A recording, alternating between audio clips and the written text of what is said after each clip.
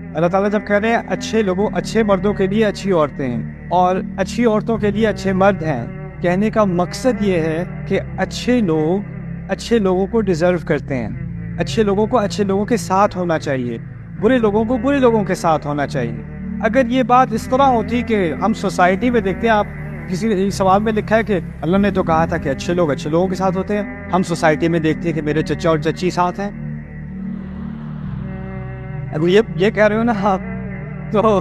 میں کہوں گا فرعون اور آسیہ بھی تو ساتھ ہیں، نوح اور ان کی بیوی بھی تو ساتھ ہیں، لوط اور ان کی بیوی بھی۔ اب قرآن میں ہی دیکھ لو، تو اگر جس طرح سے آپ اس کو سمجھ رہے ہو یہ واقعی ہوتا تو پھر وہ قصے تو ان کی کوئی سینس ہی نہ بنتی۔ بات کبھی کہی جاتی ہے دس از وائی بلاغہ is important but it's also called communication psychology, sometimes you speak in factual terms. جیسے آپ کی مدر یا آپ کو کبھی دھمکی دیتی ہے تم اس کے گھر نہیں جا رہی،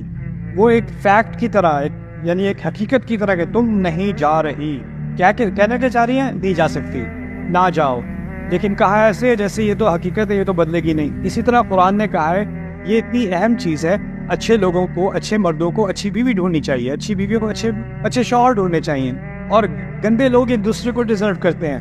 اور یہ ایک پرنسپل بتا دیا قرآن نے کہ ایسا ہونا چاہیے، تو سوسائٹی کو ایسا بناؤ کہ ایسے لوگ جو اچھے ہوں وہ ایک دوسرے کو ڈھونڈ سکیں۔